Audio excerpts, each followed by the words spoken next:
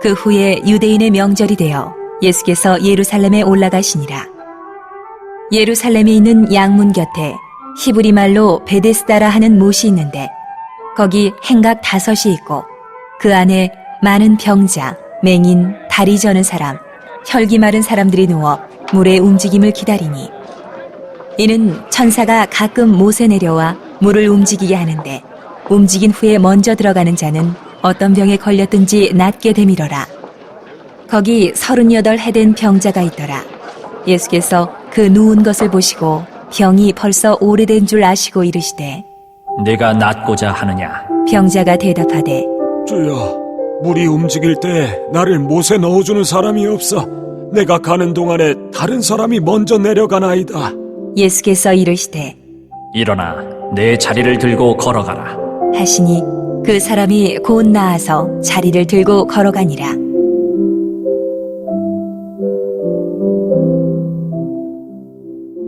이날은 안식일이니 자, 우리 옆에 분들에게 인사합니다. 당신은 두고 보기에도 아까운 사람입니다. 네, 오늘 또 우리 새가족 김영호 우리 청년이 왔습니다. 우리 박수로 한번 환영하겠습니다. 저쪽에 앉아 있는데 감사합니다.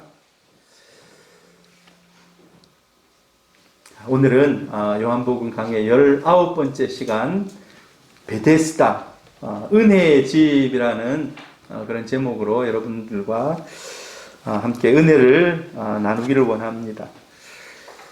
예수님께서 계속해서 한 장 한 장 요한복음이 지나가면서 이동하시는 것을 봅니다.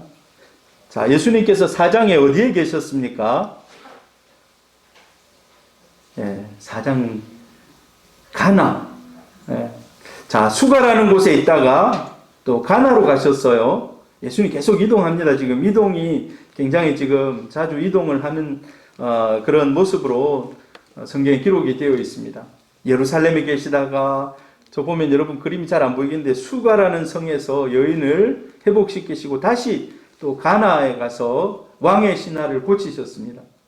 자, 이제 5장에 다시 예루살렘으로 올라가십니다. 예루살렘.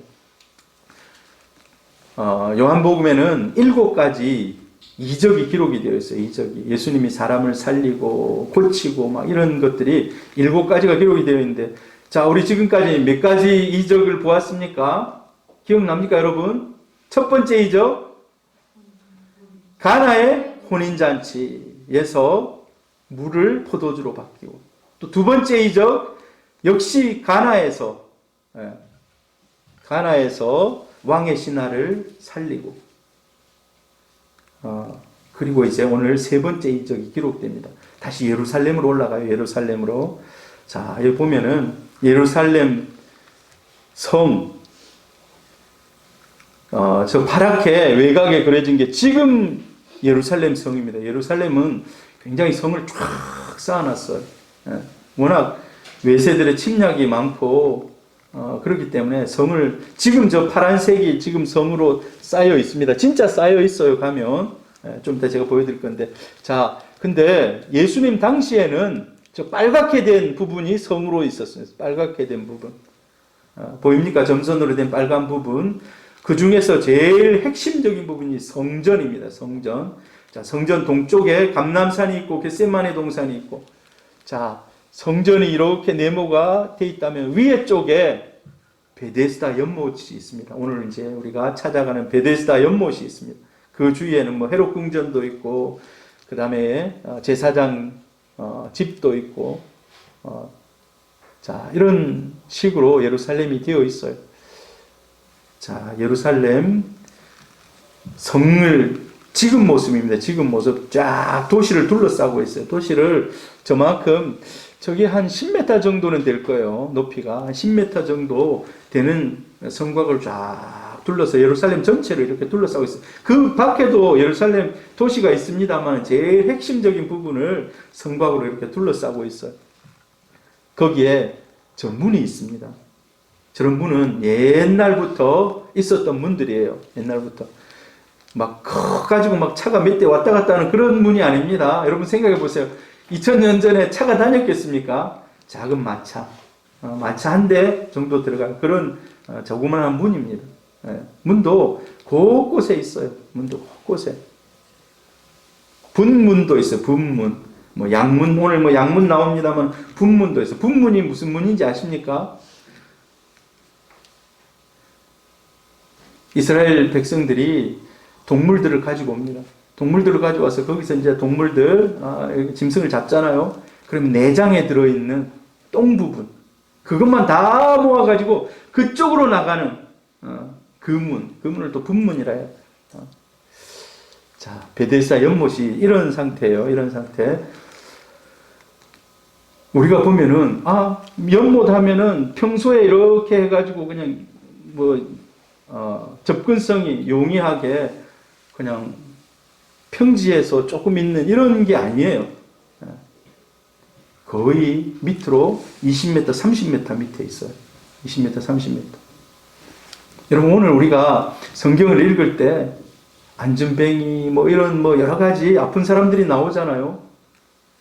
베데스다 정말 접근하기 힘든 곳이에요. 접근하기 힘든 곳. 거기 가면 저 밑에 저렇게 물이 있어요. 물이. 지금도 물이 있어요. 한참. 여러분, 한 20m, 30m 밑에 있다니까. 저 보면은 밑에. 우리가 생각할 때, 그냥 연못이니까 그냥 옆에 있겠지. 이게 아니에요. 오늘 여러분, 베데스다를 꼭 아시기를 바랍니다. 그냥 우리가 보는 샘물, 물 뜨는 샘물이 아니에요. 굉장히 깊이 파가요. 왜 깊이 팠을까요? 이스라엘에 물이 없었어요. 그만큼. 우리나라는 물 파면 그냥 샘 나오잖아요. 한 2m 정도만 파도 샘이 막 터져 나오잖아요. 안 그래요. 이스라엘 최소 막 20m, 30m 파고 내려가야 돼. 그 열왕기 상하를 읽어보면 히스기야가 기온샘 물을 끓여다가 이렇게 하는데, 저도 이제 그곳에 가봤는데 굉장히 지하 깊은 곳에서, 여러분, 물이 많은 곳에 사는 것을 감사하시기를 바랍니다. 물이 많은 곳에 사는 걸 감사해야 돼요. 자, 오늘 예수님께서 세 번째 이적을 행하는 이곳이 바로 베데스다 연못가입니다. 베데스다 연못가. 자, 근데 오늘 여기 배경 한번 우리가 살펴보면 유대인의 명절이라고 그래요. 유대인의 명절. 유대인의 명절. 그래서 이 유대인의 명절을 오순절 아니면 유월절이라고 이렇게 생각해요. 근데 성경에 보면은 요한복음에는 유월절에 대해서는 유월절이라는 명칭이 정확하게 나와요. 그래서 예수님이 공생애를 몇 년 했는지 요한복음에 유월절이 기록된 것을 보고 예수님의 공생애가 3년 조금 더 넘는 기간이었구나라는 걸 알게 돼요. 오늘 여기 성경 읽어보면은 명절이라고 나오는데 무슨 명절이라고는 나와 있지 않아요. 그래서 학자들이 이건 오순절이지 않았겠나. 6월절이면 6월절이라고 딱 이렇게 명시를 해놨기 때문에 그 명절은 아니었을 것이다. 어떤 학자들은 6월절이라고 생각하는 학자들도 있습니다만은 오순절. 여러분, 오순절이 어떤 절기입니까?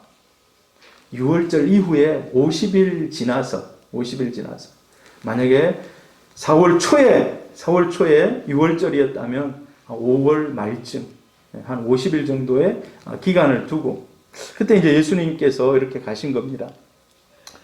자, 이 베데스다 연못의 위치가 저 성전 북쪽에 있습니다.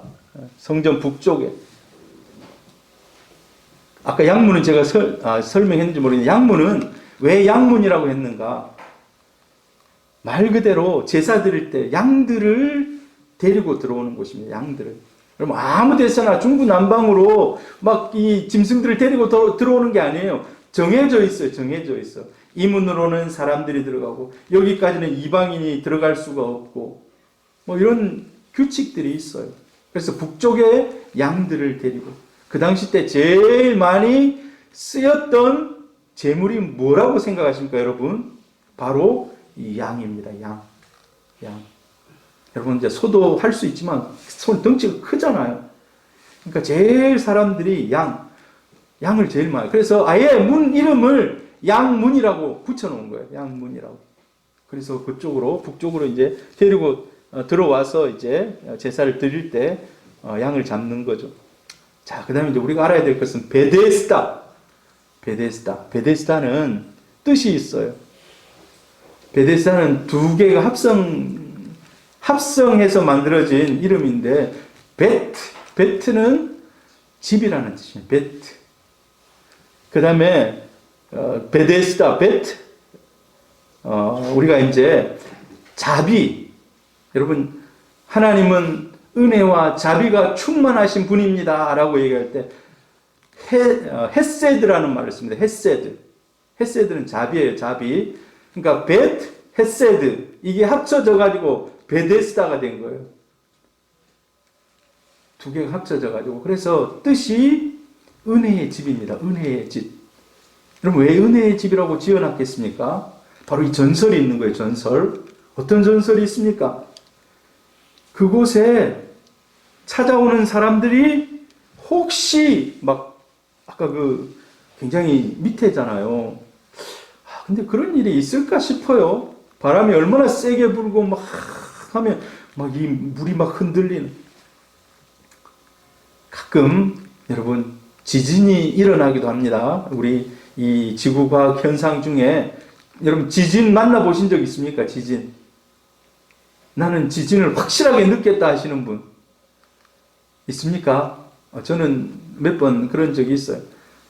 근데 그때 막 그러니까 그런 현상들이 막 나타나는 거예요. 그래서 그 물이 막 흔들리는 상황 속에서 제일 먼저 거기에 접근해가지고 들어가면 깨끗이 낫는다. 그래서 그곳에 가면 모든 병이 나을 수 있다. 이게 이제 내려오는 전설과 풍문이에요. 사람들이 그걸 사모하는 거예요. 그곳에 가면 나을 수 있다.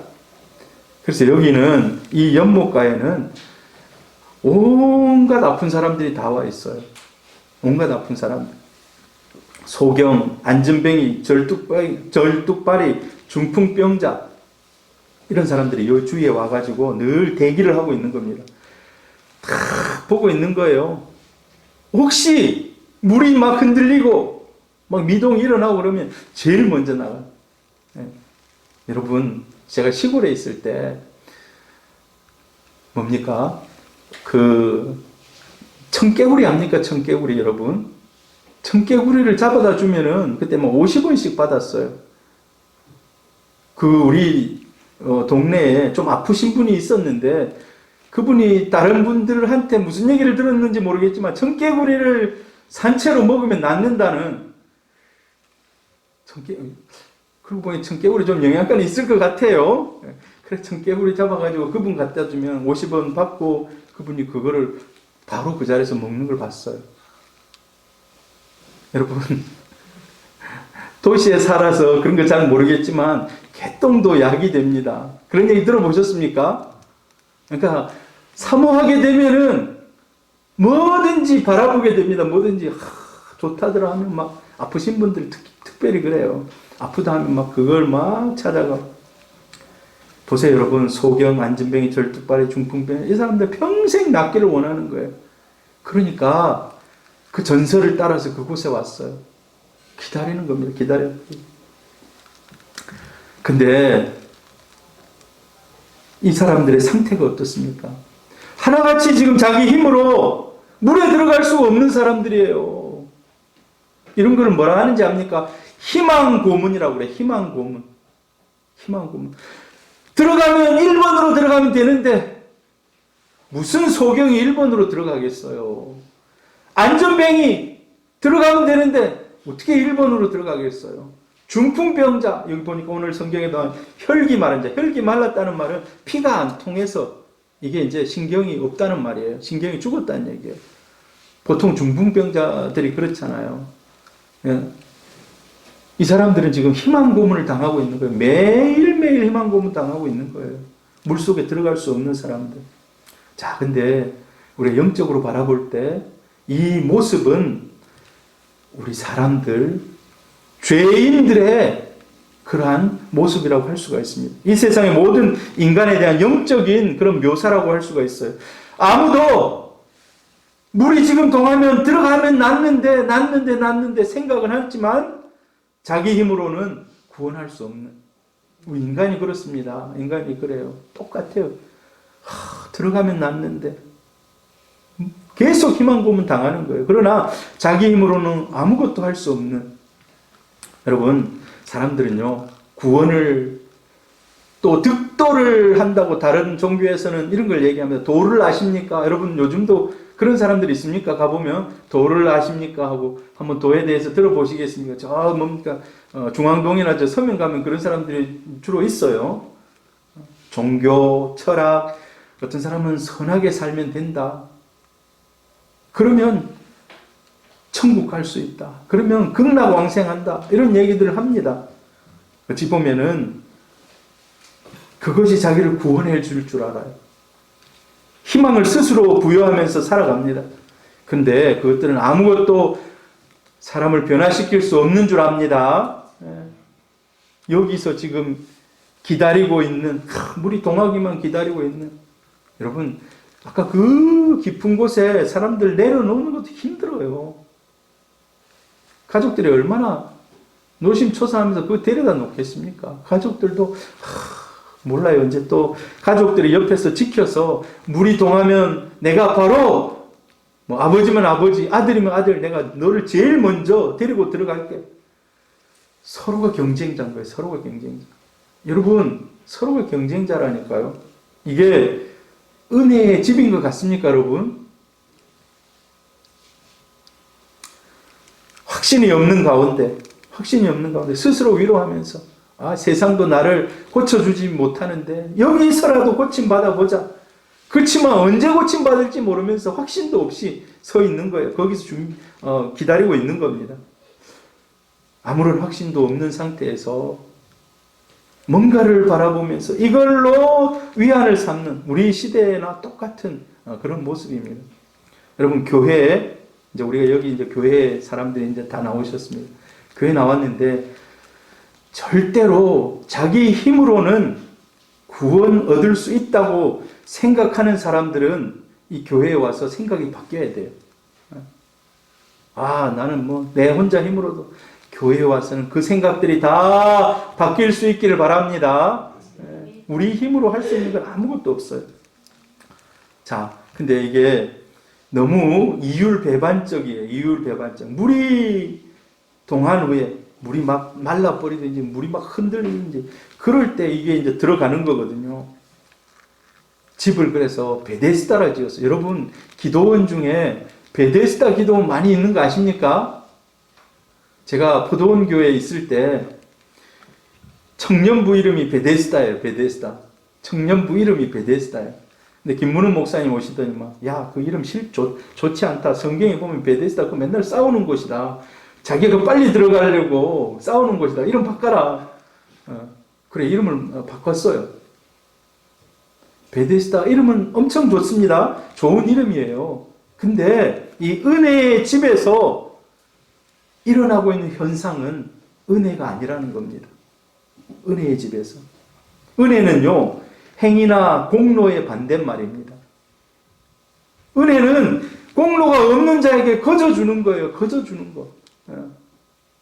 여러분, 은혜가 이런 거예요. 자기 아이를 낳아놓고 이 아이가 부족하든 어쩌든 엄마가 이 아이를 놓고 최선을 다해서 아이에게 우유를 먹이고 젖을 먹이고 키우는, 이게 은혜입니다.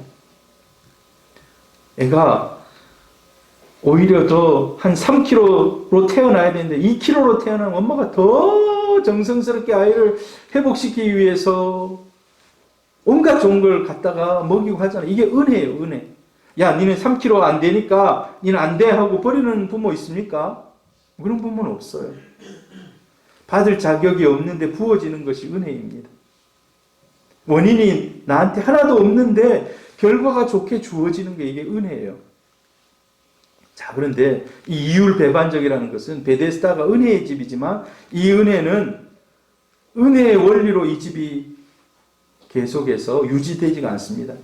천사가 물을 휘저어 놓을 때 누구든지 제일 먼저 들어가는 사람, 1등 하는 사람이 낫는다는 거예요. 여러분, 1등만 대우받는 것은 은혜가 아닙니다. 1등만 대우받는 건 은혜가 아니에요. 은혜는 제일 먼저 들어가는 것을 요구하는 것이 아니라는 거예요. 그런데 여기 이 베데스다에는 1등을 요구합니다. 이거는 율법입니다. 율법.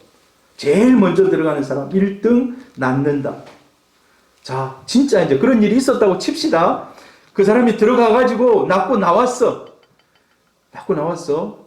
이게 은혜로 낳은 겁니까? 아니면 자기 노력으로 낳은 겁니까? 이건요, 은혜 플러스 자기 노력 같지만은 이 사람이 다른 사람 볼 때, 야, 내가 1등으로 갔다 왔기 때문에 낳은 거야. 다른 사람한테는 1등으로 갔기 때문에 낳은 거야. 2등 들어온 사람은 못 낳았어요. 그러니까 나는 1등. 이거는요, 율법인 거예요, 율법. 여기는 은혜가 없습니다. 낳아놓고도 내가 잽싸게 들어갔기 때문에 낳은 거야 하고, 이거 은혜가 아니거든요. 자, 38년 된 병자가 이 중에서 나옵니다. 예수님이 예수님이 어떻게 그 밑에까지 내려가셨는지 모르겠어요. 예루살렘에 와가지고 둘러보면서 북쪽에 가가지고 이 베데스다에, 여러분, 예수님은 꼭 은혜를 베풀 자에게 찾아가시는 분이신 줄 믿습니다. 은혜 베풀 자에게 그 자리에 꼭 찾아갑니다. 수가성의 여인에게 찾아가고, 가나의 왕의 신하가 왔을 때 찾아와서 만나주시고, 예수님 또 그 밑에까지 내려가셔서 38년 된 병자를 만나주십니다. 자, 38년 된 병자 모습을 보면서 제가 떠오른 게 있어요. 연관되는 게. 여러분, 38년이라는 숫자, 이 숫자에 한번 주목해 보십시오. 38년. 기억나는 게 있습니까? 교회 최근에 오신 분들은 잘 모르겠지만, 교회를 좀 다니시고 성경도 읽으신 분들은 38년 하면 머리에 딱 떠오르는 게 있어요. 뭡니까? 이스라엘 백성들이 출애굽 중에 광야에서 지냈던 시간들. 38년이에요. 38년. 그곳에서 무의미하게 가데스 바네아 주위를 그냥 빙빙 돌다가 1세대가 다 죽어나가는,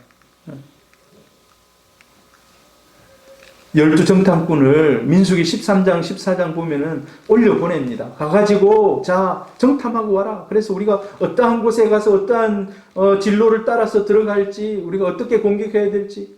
근데 가가지고 보고 온 사람 중에 10명은, 와, 거기는 안 되겠더라. 그건 성도 착 쌓아놓고, 철기도 가지고 있고, 무기도 좋고, 우리는 봐라. 지금 이제 노예 상태에서 지금 이제 나왔는데 우리 전쟁하면 다 죽는다. 근데 갈렙 여호수아는 아니다. 하나님이 우리에게 주신 땅은 젖과 꿀이 흐르는 땅이다. 올라가서 취하자. 그런데 부정적인 백성들의 목소리가 더 큰 거예요. 부정적인 백성들.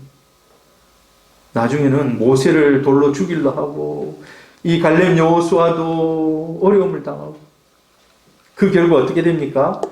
그냥 광야에서 38년 동안 빙빙 돌다가 1세대는 다 죽어요. 다 죽어. 여러분, 38년 굉장히 긴 기간입니다. 38년. 굉장히 긴 기간이에요. 진짜 한 세대가 넘어가는 그런 기간 아닙니까? 이때는 진짜 아무것도 할 수 없는 거예요. 아무것도. 그 광야에서. 자, 이 성경에 기록된 38년 된 병자가 그런 모습이었다는 겁니다. 아무것도 혈기 말라가지고 손, 발 움직이지를 못해요. 누가 들어다가 거기다 갖다 놔야지 이제 움직이는 거예요. 팔이 마비되고 손이 마비되고 움직일 수 없어요.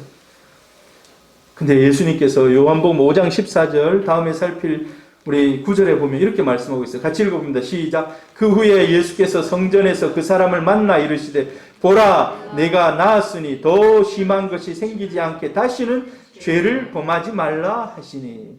이 사람이요, 아팠던 게 자기 죄 때문에 그랬다는 거예요. 죄 때문에. 죄의 징벌로 인해서 아팠다는 겁니다. 여러분, 하나님이 죄인에게, 죄를 짓는 그런 사람에게 이렇게 징벌을 내리기도 합니다.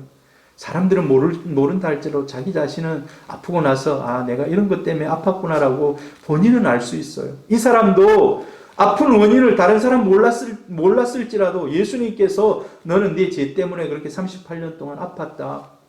이 말을 듣고 아마 그 전에 회개를 못했다면 모르죠. 회개했을 수도 있지만 자기 자신을 엄청 깊게 살폈을 것입니다.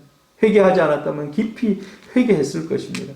그런데 이 38년 동안 누워 있었던 모습이 마치 이스라엘 백성들이 광야를 지날 때 모습과 똑같았다는 거예요. 두 번째로 주님께서 여기 가보니까 야 38년 된 병자 한 사람만 있었던 게 아니에요.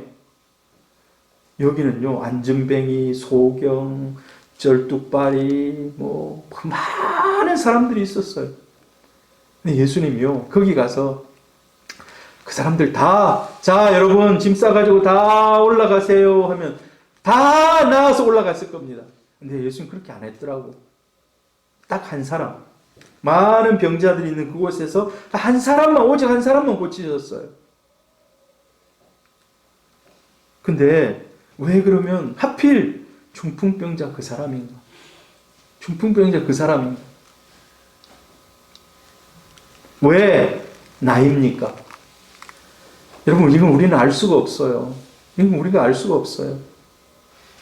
오직 그 당사자 하나님이 그를 선택하시고 하나님의 기쁘신 뜻을 위하여 그렇게 하신 거예요. 말 그대로 선택받은 겁니다. 선택받은 거예요. 선택받은 거예요. 여러분 오늘 우리가 이 자리에서 함께 예배드리고 있습니다. 여러분도 수없이 많은 사람들 중에 선택받은 하나님의 백성인 줄 믿습니다. 네. 세상에 얼마나 많은 사람들이 있습니까? 선택받으신 분들이에요. 선택받으신 분들. 그래서 우리는 내가 여기 있는 것 그저 감사하면서 감사하면서 하나님께 영광 돌리는 하나님의 이름을 높이며 살아가는 그 방법밖에 없는 거예요. 왜 하나님 나입니까? 이제 우리가 은혜를 받고 살아가면서 그걸 깨달으면요 내 자신을 돌아보면서 깊은 감사의 눈물이 나옵니다. 여러분 그런 감사의 눈물도 여러분에게 있기를 바랍니다. 하나님 왜 이 부족한 자를 만나주시고 인도하시고 이끌어주시고 여기까지 인도해 주셨습니까? 왜 은혜입니까? 왜 은혜입니까? 찬송가 305장처럼 나 주를 처음 만났을 때 정말 기뻐하면서 그 찬양을 부르는 겁니다. 나 같은 죄인 살리신 주 은혜 놀라워. 그 이상은 말을 할 수가 없어요. 뭐 나에게 있어서 은혜이기 때문에 내가 뭘 잘해서 그런 게 아니에요. 그냥 선택하시고 찾아오신 거예요. 선택하시고 찾아오셔서 만나신 것입니다. 오늘 성경에 주님이 많은 사람들이 있었지만 그 사람을 딱 주목해서 보시고 병이 오랜 줄 알고 찾아가서 그를 고쳐줍니다. 여러분, 저와 여러분을 주님이 만나주셨다면 저와 여러분을 통해서도 할 일이 있는 줄 믿습니다. 저와 여러분을 통해서도 할 일, 베푸실 은혜가 있는 줄 믿습니다.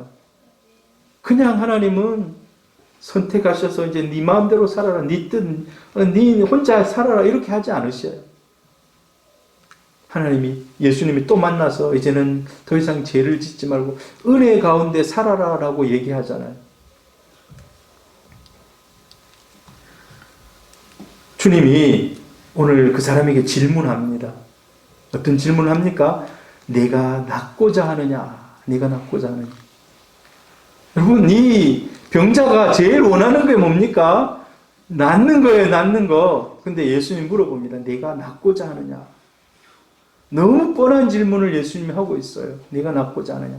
자, 여기는요, 여러 가지 의미가 있습니다. 아더 핑크라는 성경 해석학자는 이 간단한 의미이지만 네가 낫고자 하느냐? 여기 여러 가지 의미가 있다는 거예요. 네가 지금 있는 그대로 너를 내 손에 맡기고자 하느냐? 네가 낫고자 하느냐? 이 말은 내가 너를 고쳐줄까? 라고 지금 물어보는 거예요. 네가 낫고자 하느냐? 내가 너를 고쳐줄까? 너는 너를 위해 네 스스로 할 수 없는 것을 내가 행하도록 하고자 하느냐? 너는 기꺼이 내게 빚진 자가 되고자 하느냐? 여러분, 세상에 빚지지 말고 예수님께 빚지는 인생 되시길 바랍니다. 내가 너의 무력함을 가지고 내게로 와서 내게 모든 것을 다 맡길 의향이 있느냐? 너는 내 힘으로 이제 아무것도 할 수 없다는 사실을 인정하고 내가 하는 대로 내게 내 인생을 맡겨볼 의향이 있느냐? 아더핑크가 여러 가지로 이렇게 해석을 해놨어요. 오늘 근데 주님 여러분에게도 묻습니다. 네가 나에게 모든 것을 맡겨보겠냐고. 여러분 맡기는 인생 되시기를 바랍니다. 할렐루야. 자, 근데 이 맡기는 것이 바로 믿음이라는 것이에요. 믿음이라는 것이에요. 네가 낳고자 하느냐 이 말 속에 너는 나에게 모든 것을 맡기고 내가 하는 그대로 따라오겠느냐. 예 하면서 반응하는 것이 믿음인 것입니다. 자, 믿음은 그래서 자기 무력함을 깨닫고 자기 인생을 주님께 맡기는 겁니다. 여러분, 우리가 좀 먼저 뭘 좀 이루었다면 그 이룬 것 가지고 나는 아닙니다라고 얘기할 수가 없어요. 뒤에 빨리빨리 넘겨주세요. 여러분, 적어도 재주가 많고 또 자기에게 뭔가가 있는 사람이 오히려 믿음 가지기가 힘든 거예요. 그래서 뭐라고 얘기합니까? 예수님께서 부자가 천국에 들어가는 것은 낙타가 바늘기로 들어가는 것보다 더 어렵다. 맞아요. 자기가 뭔가 이루고 뭔가 돼 있다고 생각하면 오히려 주님 붙잡기 힘든 거예요. 여러분, 진짜 잘하는 것은 은혜를 누리면서도 이 은혜의 근원은 주님입니다. 붙잡는 사람이 잘하는 겁니다. 할렐루야. 그런 우리 인생들 되기를 바랍니다. 자, 병자의 대답이 이제 나오죠. 5장 7절에 보니까 같이 읽어봅니다. 병자가 대답하되 주여 물이 움직일 때 나를 못에 넣어주는 사람이 없어 내가 가는 동안에 다른 사람이 먼저 내려갑니다. 나를 물에 넣어주는 사람이, 그러니까 희망 고문만 당하고 있는 거예요. 움직일 수가 없이 누워가지고 다른 사람 들어가는 것만 보고 있는 거예요. 사실 처음부터 그러진 않았을 거예요. 자기 가족들도 와가지고 어떻게 하면 이 사람 좀 낫게 해보려고 물이 어떻게 된다 하면 막 데리고 들어갔을 수도 있어요. 근데 가족도 지친 거예요. 이제 그 옆에 이제 다 없고 다 떠난 거예요. 그 누가 나를 넣어줄 사람, 가족조차도 이제 아무도 자기를 위해서 해줄 사람이 없는. 여러분, 이 인생이 그래요. 정말 힘들고 어려우면 사람들이 떠나요. 그게 깊어지면 떠나요. 긴 병에 효도하는 아들 없다고 그러잖아요. 이 성경이 똑같이 내가 물이 좀 어떻게 될 때 나를 넣어줘야 되는데 다른 사람이 가는 동안에 나는 아무도 해줄 수가 없다. 절망만 계속해서 절망만 쌓이는 겁니다. 여러분, 근데 주님이 사실 뭐라고 물어봤습니까? 내가 낫고자 원하느냐라고 물어봤어요. 그러면 뭐라고 대답해요? 그냥 대답은 한 가지예요. 예, 낫기를 원합니다. 이 말 하나면 돼요. 근데 뭐라고 얘기해요? 나를 좀 도와줄 사람이 없어갖고 내가 지금 병을 고치지 못하고 있습니다. 예수님이 지금 물어보는 것에 대해서 다른 얘기를 해요. 근데 이 깊숙한 내면의 이 대화를 찾아보면 자기 자존심이 있는 거예요. 너 자신을, 아까 의미가 그랬잖아. 너 자신을 나에게 맡기겠느냐라는 의미였다고. 근데 다른 얘기를 해요. 나를 좀 도와주면 내가 못에 들어가서 병을 고치겠는데, 이 말은 내가 예수님에게 내 자신을 온전히 맡기지 못하겠다는 거예요. 예수님께 못 맡기는 이 마음의 벽이 뭔가? 자존심 때문이에요. 여러분, 우리가 하나님 앞에 나올 때 제일 먼저 깨어져야 되는 것, 제일 먼저 변화되어야 되는 것이 자존심입니다. 자존심. 세상에서는 여러분 자존심 가지고 살아가는 그런 사람들 많습니다. 특별히 막 권세를 누리는 이런 사람들은 그 자존심이 막 하늘을 찌르죠. 근데 그런 마음 가지고는 절대 예수를 만날 수 없다는 겁니다. 그래서 때로는 하나님이 그 사람들을 치세요. 만날로 치세요. 여러분, 근데 우리가 기도할 때 이렇게 기도하는 사람들도 있는 걸 봤어요.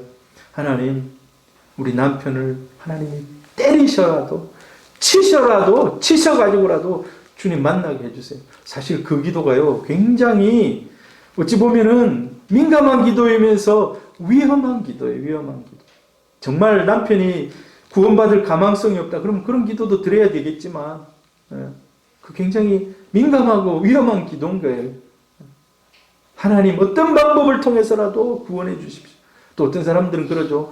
하나님, 이 신발 주인이 이곳에 와서 함께 예배 드리게 해주세요. 신발 가지고 오면 좀 더러운 사람은 양말을 가지고 와가지고, 하나님, 양말 주인이 이곳에 와서 예배 드리게 해주세요. 여러분, 하나님 앞에 나오는데 제일 힘든 것은요, 자존심입니다. 자존심.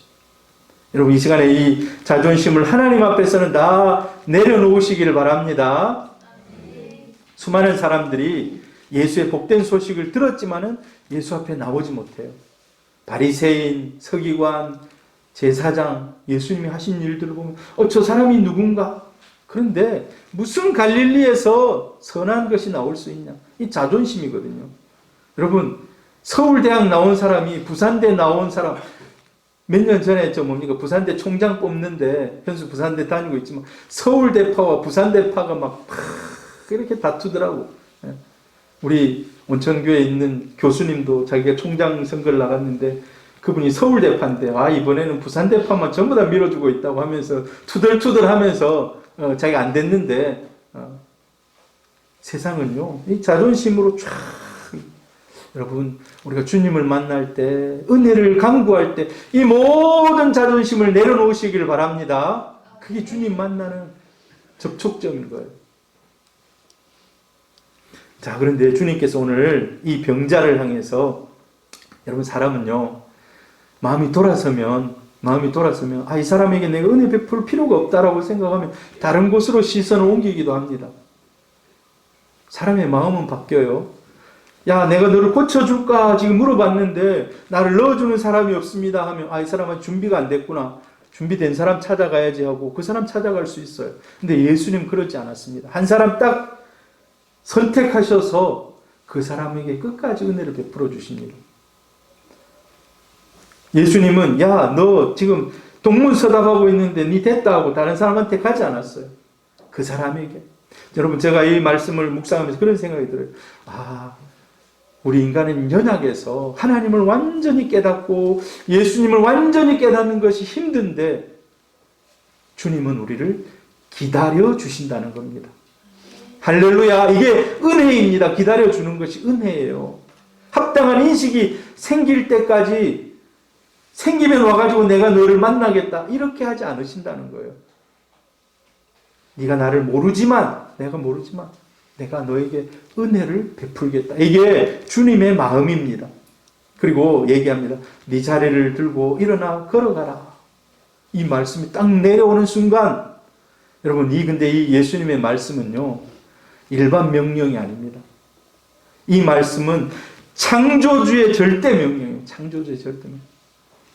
예수님은 말씀하시니 그대로 되니라 라고 하셨던 창세기 1장을 그대로 생각나게 합니다. 창세기 1장에 보면 예수님이 빛이 있으라니까 빛이 있었고 막 계속해서 말씀으로 세상을 창조해 가십니다. 이 38년 된 병자에게도, 혈기 말라가지고 움직일 수 없는 사람에게 일어나서 이것을 가지고 걸어가라. 이건요, 창조의 명령인 거예요. 창조의 명령. 여기 보니까 성경에 곧이라고 나왔어요. 곧. 9절에 보니까 그 사람이 곧 일어나서 자리를 들고 걸어가니라. 곧 말씀하시자 바로 즉시. 이건 여러분, 예수님께서 창조주의 권능을 그대로 행사하신 거예요. 말씀하시니 곧. 여러분, 우리가 앞전에 왕의 신하, 네 아들이 나았다. 이건요, 똑같이 어찌 보면은 이와 똑같아요. 나중에 사람들이 와가지고 몇 시에 나왔냐 물어보니까 예수님 말씀하신 그 1시에 나왔습니다. 여러분, 주님은 능력의 하나님이신 줄 믿습니다. 우리가 그 주님을 섬기고 있는 것 정말 기쁨과 감사함입니다. 자, 제가 이 베데스다는 원래 여러분 은혜의 집입니다. 은혜의 집.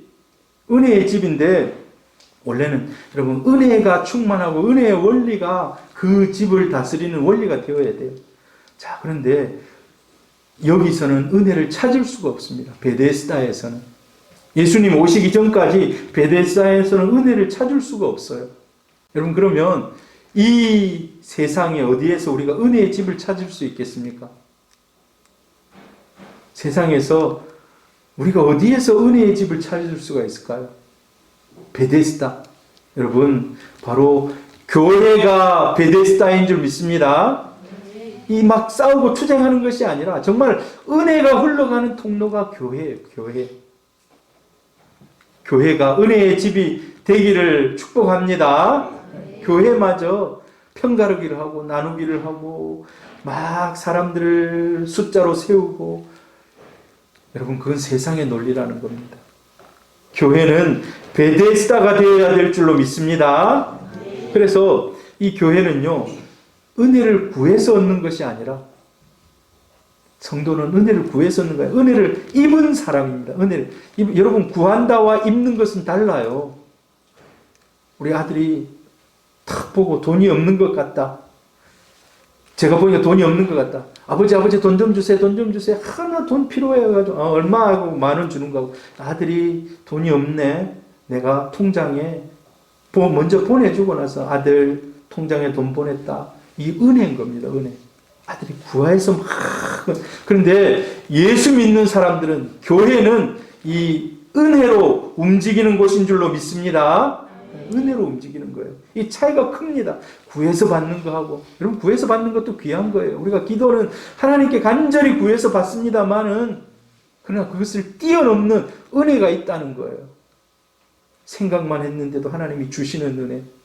생각지도 않았는데 하나님이 베풀어 주시는 은혜. 여러분, 이 은혜를 여러분 사모하고 받고 누리고 나누기를 바랍니다. 네. 주님은 즉각적인 치유가 일어나게 하셨습니다. 이게 바로 은혜라는 겁니다. 어떻게 하면 나을 수 있을까요? 나를 넣어주는 사람이 없는데, 나를 좀 넣어줘야 되는데. 근데 예수님이 먼저 찾아가셔서 낫게 해주셨다는 거예요. 그래서 여러분, 은혜는 항상 과분하다는 말과 동격이에요. 은혜는 과분하다. 여러분, 매사에 따져가지고 막 하나씩 따져가지고 투쟁하듯이 얻어내는 것은 은혜가 아닙니다. 은혜는요, 부어지는 거예요. 부어지는 거예요. 원수의 목전에서 내게 잔을 채워주시니 내 잔이 넘치나이다. 이게 은혜입니다. 은혜. 여러분, 주님은 구하는 것보다 넘치게 주시는 분이신 줄 믿습니다. 이것도 은혜입니다. 구하는 것보다 넘치게 주시는 은혜. 여러분, 가정에 이런 은혜를 좀 누리기를 바랍니다. 여러분의 삶 속에서 이런 은혜가 좀 넘치기를 바라요. 여러분, 자녀들에게도 그런 은혜가 좀 넘치기를 바랍니다. 막 하나하나 째째하게 막 하는, 이거는 율법이라니까요. 율법. 성경에 보면 예수님의 교훈이 여러 가지 기록되어 있는데 같이 한번 읽어보면 빠르게.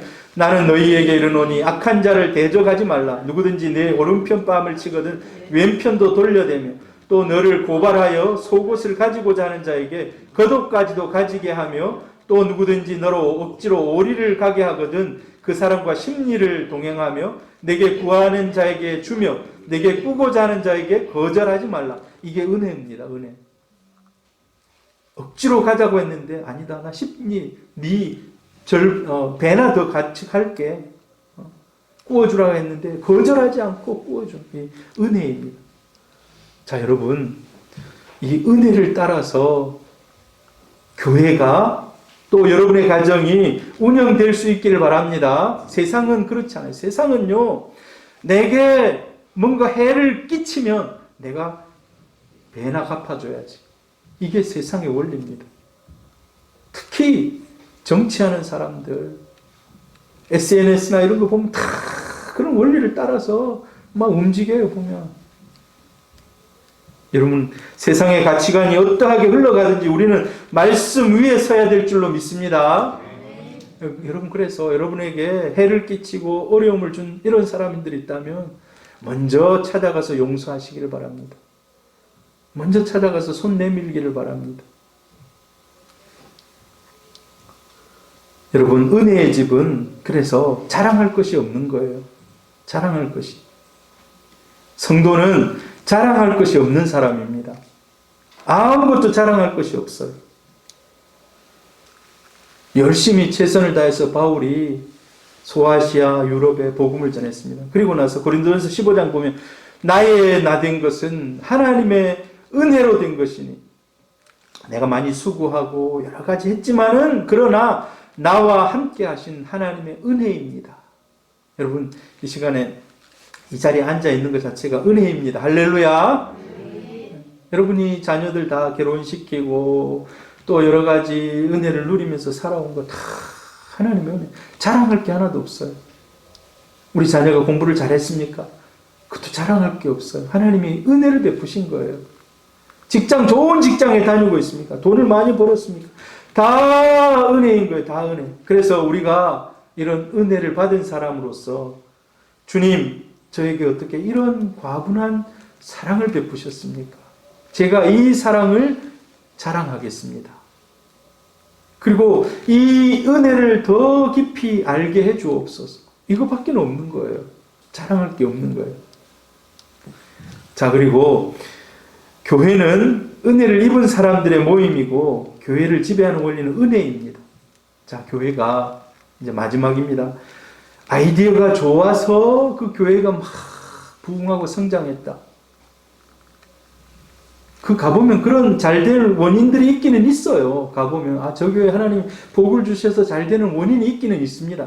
그런데 그거 가지고 다른 교회 가가지고 그대로 한다. 그럼 그 교회도 잘 돼야 되잖아요. 얼마나 목회하고 뭐 박사들이 나오고 거기에 대한 연구를 하고 다른 데 가가지고 그걸 해보면 그럼 똑같이 돼야 되잖아요. 되는 데도 있습니다만 안 되는 데가 더 많아요. 그래서 그게 은혜인 거예요. 그걸 누리는 사람은 은혜인 거예요. 똑똑한 사람 아니면 좋은 프로그램 막 이런 거 돌리면 된다. 그런데 그것도 아니라는 거예요. 목사가 설교 잘하면 된다. 사실 설교 잘하는 목사들도 많습니다. 설교학 박사 많습니다. 한국에도 많아요. 근데 그런 교회가 그러면 다 막 1000명, 2000명 돼야 되는데 안 그래요. 안 그래요. 교회는 절대적으로 하나님의 은혜 가운데 하나님의 말씀이 이끌어가는 곳인 줄로 믿습니다. 여러분, 우리 새소망교회도 하나님이 큰 은혜를 베풀어 달라고 여러분 간절한 마음으로 기도하시길 바랍니다. 하나님이 우리를 긍휼히 여기셔서 내가 생각한 그 이상으로 우리를 만나주시는 그런 은혜가 우리 교회에 있기를 바라고 여러분의 삶 가운데도 있기를 축복합니다. 그래서 우리가 이 하나님의 지극히 풍성함을 따라서 은혜를 누리고 또 나누어주는 진짜 베데스다가 되기를 원합니다. 여러분 자신이 베데스다가 되기를 원합니다. 아, 내가 이 은혜의 통로, 은혜의 통로. 여러분의 가정이 그런 가정이 되기를 바랍니다.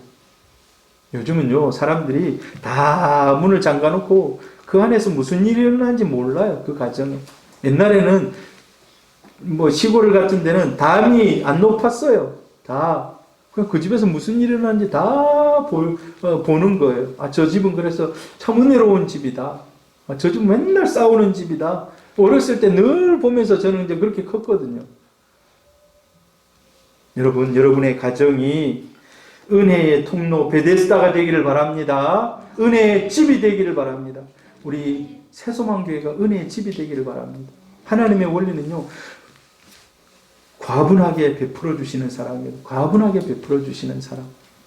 여러분, 그 과분하게 베풀어 주는 통로가 우리 새소망교회가 될 수 있기를 바랍니다. 많이 퍼내면요, 더 많이 빨리 채워집니다. 근데 가만히 두면 썩어요, 썩어. 나중에는 막 악취가 나요. 여러분의 가정에 하나님의 은혜와 사랑을 받아서 흘려보내는 통로가 되기를 주의 이름으로 축복합니다.